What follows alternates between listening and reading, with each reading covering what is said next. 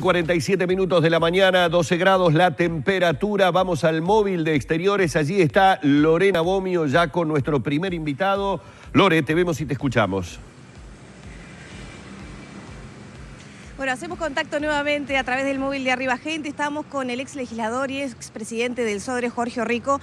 Bueno, ante esta discusión que se ha generado al encontrar que su secretaria no tenía hechos los aportes jubilatorios durante 20 años. Buenos días y gracias por recibirnos. Buen día. No, por favor, un Bueno, placer. en las últimas horas se ha conocido un comunicado de Asamblea Uruguay. También el legislador Alfredo Asti ha hablado sobre el tema. ¿Cómo puede ser que la agrupación política sostenga que no tiene responsabilidad y usted, por otra parte, diga que tampoco tiene responsabilidad en los aportes que tenía su secretaria? ¿Dónde está ahí, en su opinión, el problema, la falta de información? Bueno, en primer lugar, el tema del mundo moderno es que las palabras ya no se las lleva el viento, quedan en la web. Entonces, a lo que nos están mirando, yo les pido que analicen un reportaje que está en la web, que se le hace al diputado Asti por parte del periodista Emiliano Cotelo, el 19 de julio del 2007, reitero, 19 de julio de 2007, cuando se estaba aprobando el impuesto a la renta, o se había aprobado el impuesto a la renta, y el diputado Asti fundamenta por qué las partidas de secretaría no deben ser objetos de impuesto a la renta, porque, dice él, los legisladores no disponen de ellas, sino que se utilizan para pagar los sueldos. Y dice que el administrador de Asamblea Uruguay, que en ese entonces era un gran caballero de la política y un gran hombre que se llama Gabriel Retamoso, era el administrador de Asamblea Uruguay, cobra la partida y esa partida se utiliza para el pago de los sueldos. Entonces, bueno, eso es lo que realmente se hacía. Los legisladores de Asamblea Uruguay, cuando ingresan a la Cámara, renuncian en favor de Asamblea Uruguay de esa partida de secretaría, que es la que se utiliza para el pago de los secretarios y funcionarios.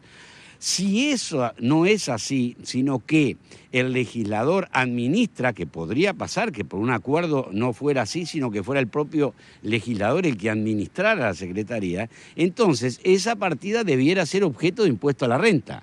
No lo es, precisamente, y son palabras de Asti, porque el legislador no dispone de ella. Síntesis. Los legisladores de Asamblea Uruguay, cuando ingresan a la Cámara, renuncian a la partida de secretaría con la cual se paga a los secretarios.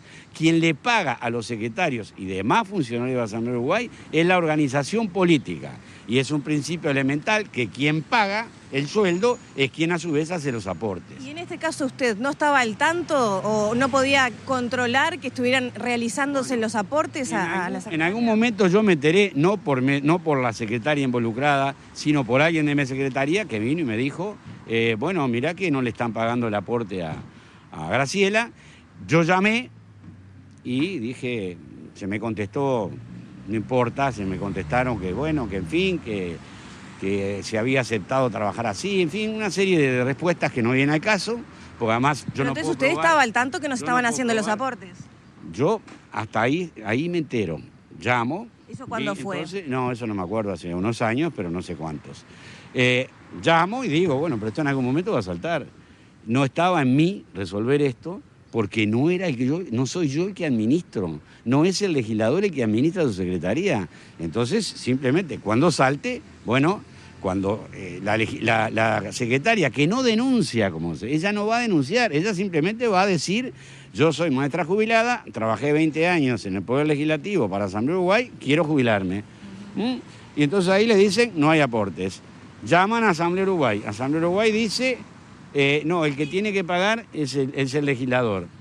Y el legislador, que era yo, dice, no, miren, yo no, porque yo nunca pagué. Los recibos dicen recibí de Asamblea Uruguay, y cuando se empieza a pagar con depósitos bancarios, el depósito bancario dice, a ver, es Asamblea Uruguay. Yo nunca vi un peso de esa partida de secretaría, porque si los hubiera visto, estaría pagando impuesto a la renta. Pero sí estaba al tanto de que Asamblea Uruguay no estaba haciendo los aportes por lo menos de unos años a esta parte. Supe en algún momento y después no supe qué había pasado, porque yo no era el administrador y en consecuencia yo no me estaba permanentemente preocupando, y además tampoco la secretaria me vino a a decir, bueno, ¿qué pasó? No, ella fue muy discreta en todo esto, se manejó con quien era su empleador, y bueno, y cuando se presentó en el BPS pasa esto. Yo lo único que quiero decir además, este es un conflicto de partes que debió haber quedado en reserva. Eso mismo, ¿por qué esto no se resuelve en la interna y ahora tenemos a legisladores muy consolidados como Asti y el comunicado de Asamblea Uruguay que de alguna manera desmienten su versión? Bueno, pero a ver, vamos en orden. En primer lugar, a mí se me comunicó el martes que Asamblea Uruguay me había retirado la confianza y por lo tanto yo le dije a la ministra, voy a renunciar naturalmente. El miércoles de mañana le entregué a la ministra de Educación y Cultura mi renuncia como presidente del SODRE. Tuve que ir al despacho, como van todos, y bueno, y sacar desde los cuadros hasta algunos documentos que allí tenía. Miércoles de noche llegó a mi casa, le digo a mi mujer, Cristina, mañana nos vamos a La Chaca. Nosotros tenemos 14 hectáreas en la Sierra de Minas y me fui ahí y apagué el teléfono. Toda la prensa de este país sabe que yo no estuve para nadie, ni hablé para nadie hasta el domingo de tarde. Porque ¿qué sucede? Por más que estaba en el medio de la Sierra de Minas y con el teléfono apagado, uno lleva la tablet y en la tablet empecé a ver que empezaron a circular versiones y versiones y versiones, de mí no salieron, ¿no? Donde terminaban enchastrando mi honor. Y eso es, ningún ser humano tiene por qué ser sometido a ese escrache. ¿Qué interpretación hace usted de por qué se decide desde su sector político resolverlo de esta manera públicamente? No, yo no puedo interpretar, yo lo que quiero es trabajar sobre hechos. Los hechos son tremendamente claros. Los recibos dicen Asamblea Uruguay, los depósitos bancarios dicen haberes Asamblea Uruguay.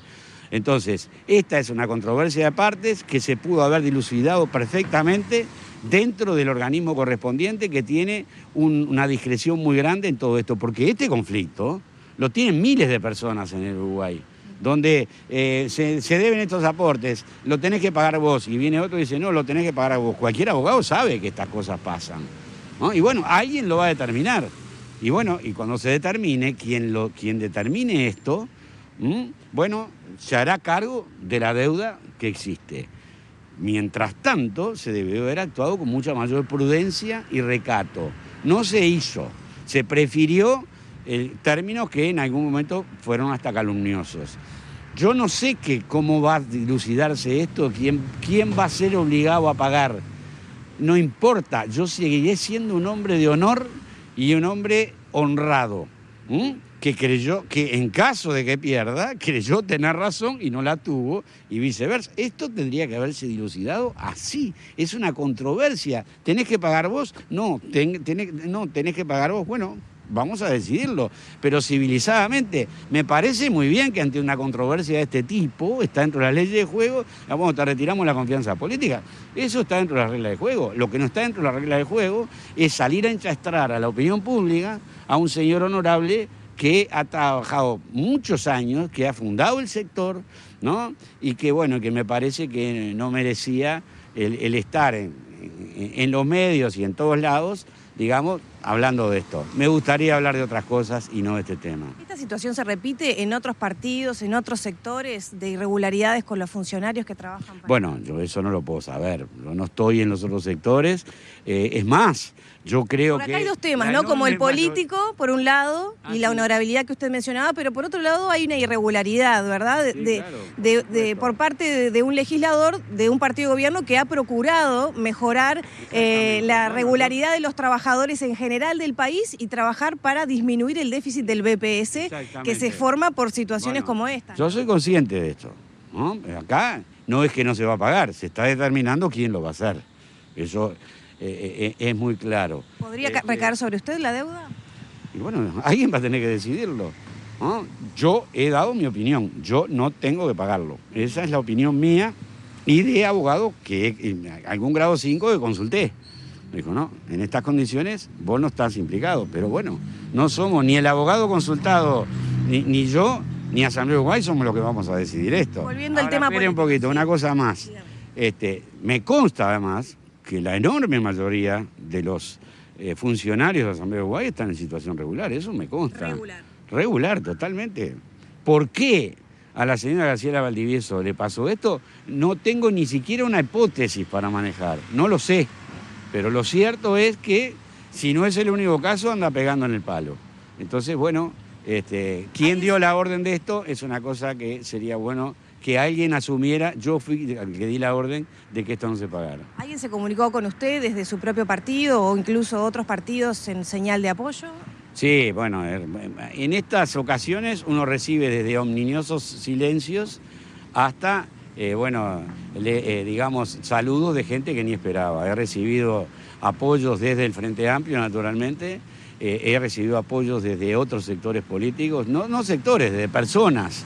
Naturalmente que no los voy a hacer públicos, porque sería meterse en tiendas ajenas si yo dijera, fulano de tal me llamó, ¿no? Y no corresponde. Pero sí, yo con algunos llamados que he recibido, realmente me he emocionado, desde antiguas secretarias hasta otras personas, que bueno, que me han dado su apoyo y su estímulo. Y al fin de cuentas, eso es lo que importa en la vida. Tengo el apoyo total de mi esposa y el apoyo de mis hijos. Y yo sigo saliendo a la calle con la frente alta, más allá de cómo se dilucide esto. Porque quien perdió un juicio no es un delincuente, es alguien que perdió un juicio. Nada más que eso, creyó tener razón. Los abogados sabemos siempre que quien va a consultar a un abogado porque cree tener razón. Y bueno, a veces se le da razón, a veces no, pero eso no altera en absoluto la honestidad de las personas. Muchas gracias. No, a las órdenes. Era Jorge Orrico, continuamos con ustedes en Estudios.